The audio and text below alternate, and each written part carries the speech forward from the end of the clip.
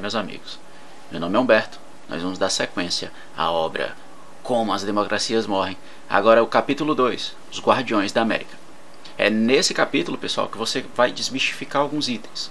Porque a democracia norte-americana, ela às vezes passa uma ideia de que ela nunca foi ameaçada. E somente agora, com as eleições em que Donald Trump tinha sido eleito, e agora com as eleições em que ele tentou uma reeleição, é que parece que a democracia está ruindo. Tenha muita paciência nessa hora. Eu quero que vocês entendam que nesse capítulo nós vamos desmistificar algumas coisinhas e vamos reforçar outras. Como meu amigo Ney já dizia, sejam muito bem-vindos e vamos a essa análise. Primeiro ponto.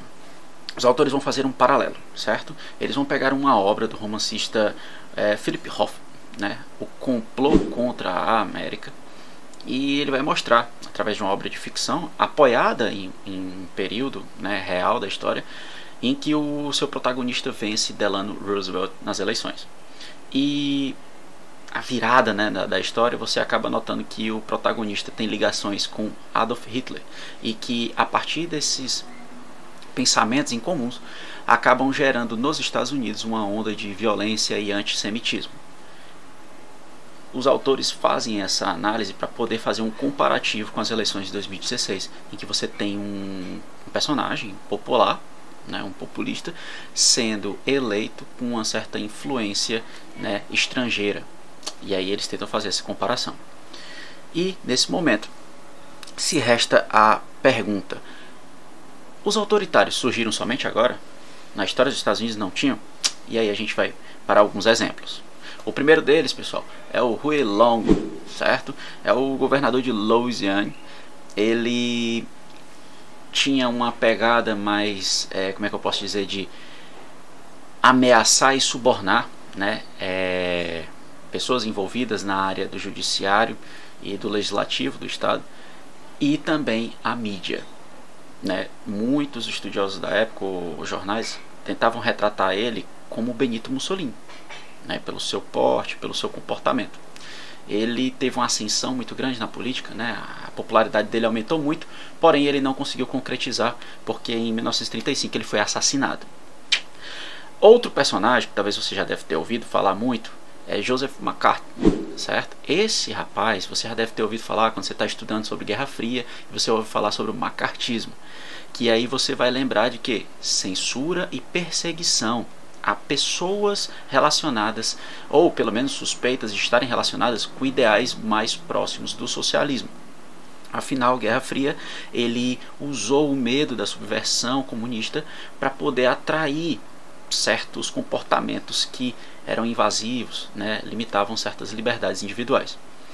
Outro personagem que nós temos aqui é o George Wallace, né? Ele, como governador do Alabama, ele tem uma pegada mais popular. Ele falava muito, um slogan sobre a ideia de salvar a América, mas ele tinha uma pegada muito racista e ele apelava muito para uma categoria específica, a dos homens trabalhadores e brancos. Então, a partir disso daí, ele ganhou uma popularidade. Contudo, daqui a pouco a gente vai entender por que ele, com tanto apelo, assim como Donald Trump, não foi eleito no período dele. Na sequência, os autores vão mostrar, pessoal, o seguinte: o sistema republicano, presidencialista, democrático dos Estados Unidos, ele resiste com uma certa, não vou dizer facilidade, né, mas ele resiste, ele tem na sua base um olhar para que o presidente, né, ele não necessariamente seja o melhor gestor, mas sim que ele seja o mais legitimado entre os insiders, ou os insiders. Lembra lá do vídeo passado, quando eu falei de participantes políticos que já estão inseridos, já têm uma certa experiência, são eles que, de uma certa forma, estão apoiados como se fosse uma elite, que aí a gente denomina de establishment. Legal, né? Agora preste bem muita atenção.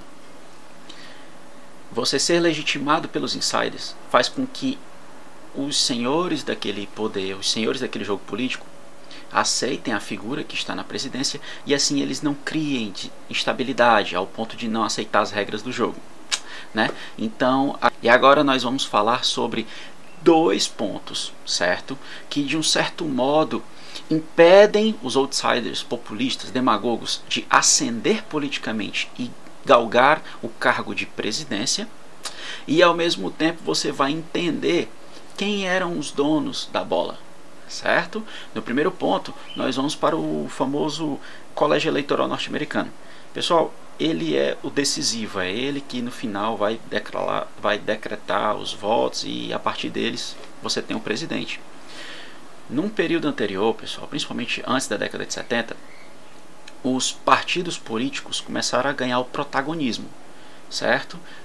Na Constituição norte-americana não necessariamente se especifica que são os partidos que devem fazer essa função, mas eles começaram a crescer em influência e passaram a exercer. Que função é essa? Simples. Nos partidos, nos grandes partidos, né, você tem as convenções e as reuniões entre eles vão decidir quem são seus candidatos. E aí é que tá. Se você não é indicado por nenhum ou por nem outro, muito dificilmente você iria aparecer no cenário político, o que fazia com que outsiders, ou seja, personagens muito radicais ou muito extremistas, não fossem bem vistos. E assim eles não iam querer inseri-los, né, para poder desestabilizar o sistema, né? Então, os grandes partidos conseguiam filtrar isso. Já já a gente vai analisar um pouco esse modelo. E agora nós vamos o número 2. Entenda, ele vai ser um processo de reformulação, certo? O sistema de primárias presidenciais vinculantes passa a ter o povo como protagonista para a escolha dos partidários, né, que vão às eleições. Lembrando que é uma participação indireta, né, porque eles vão escolher os delegados, né, partidários. Os delegados partidários vão escolher, né, vão fazer a votação para escolher o candidato oficial para a disputa, né, presidencial no final. E aí lá é que a galera vai disputar os superdelegados, os 538 votos que você tem direito do colégio eleitoral. Chegando à marca, o número mágico do 270, você vira presidente, né? Eu vou deixar na descrição tanto um link de um vídeo explicativo, quanto o link, né, de um texto explicando como é que funciona toda essa brincadeira, porque realmente é um negócio bem complexo, mas que pode apresentar algumas distorções, mas que é interessante de você tentar entender, certo? Agora nós vamos avançar. Nós vamos tentar interpretar como cada sistema desse ele age e como ele também tem uma certa limitação. Por exemplo, no sistema 1, né, que você tinha a convenção, que os partidos de um certo modo estavam ali fechados dentro de si e eles escolhiam quem ia ou não, você tem um modelo eficiente para você retirar autoritários, retirar demagogos do jogo com uma facilidade. Só que tem um detalhe, ele é pouquíssimo democrático, certo? Porque você está com um grupo ali que está fechado com o seu jogo político. Então as demandas das minorias, as demandas das mulheres, certo? Pouquíssimas vezes eram o quê? Requisitadas, não eram levadas em consideração para se escolher o gestor, né, o candidato à gestoria presidencial. Então, nesse modelo, você tem uma eficiência para se proteger à democracia com um modelo menos democrático. Consegue entender aí a brincadeira? No modelo número 2, é que o negócio fica interessante, porque você tem a participação do povo, certo? Por mais que o povo não vá ali diretamente escolher, né, você tem o povo, querendo ou não, votando. Aí você deve estar se perguntando, peraí, então eles tiraram um modelo menos democrático, colocaram um mais democrático, e a pergunta que fica, se tem mais participação do povo, e o povo muitas das vezes é emoção, é calor, né, é o agito, como os demagogos não conseguem capturá-los, né? Porque em um dado momento o povo vai estar inflado, eles podem simplesmente pegar a emoção de cada um e inflá-los, não é assim? E aí, pessoal, aqui entra dois pontos aqui importantes. O primeiro deles é que por mais que seja um pouco mais democrático, por mais que tenha a participação do povo, o indivíduo que ele queira, ele vai precisar de dinheiro e muito dinheiro. Ele vai precisar de muitas pessoas em campanhas em todos os estados para disputar os votos, e vai ter que ter uma mídia favorável.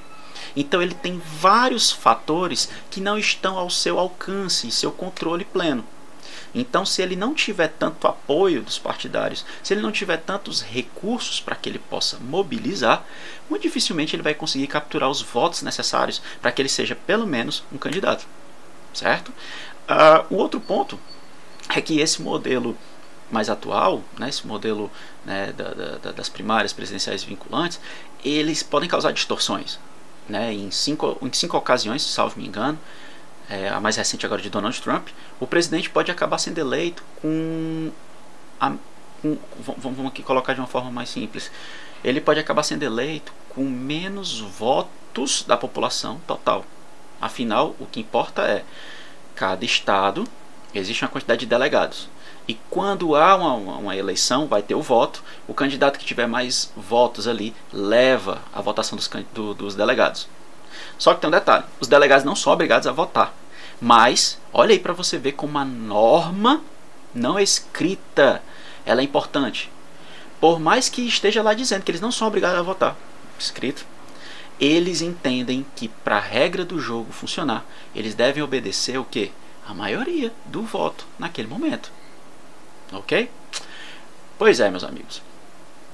Para a gente fechar aqui o bloco e para a gente poder partir para o próximo, eu quero que você entenda que eu falei lá no comecinho que George Wallace, mesmo com popularidade, não conseguiu ascender, né? E eu vou lhe dizer por quê. Quando ele se apresentou naquele momento, ele não conseguiu apoio de nenhum partido político. Ele não conseguiu. A convenção, aquele sistema um pouco mais antigo, né, antes da década de 70, ela não abraçou ele. Então ele lançou uma candidatura num terceiro partido. Ele alcançou aproximadamente 13% da votação. Gente, você participar na eleição dos Estados Unidos por um terceiro partido e conseguir essa quantidade é algo muito expressivo, mas não suficiente para ele ser eleito. Consegue entender a brincadeira? Henry Ford, você já deve ter ouvido muito falar sobre ele. Ele também buscou uma participação política. Pense, um homem que saiu do campo, um homem que se deu bem na vida, um homem que está ali para desenvolver o país, é o Ford, cara.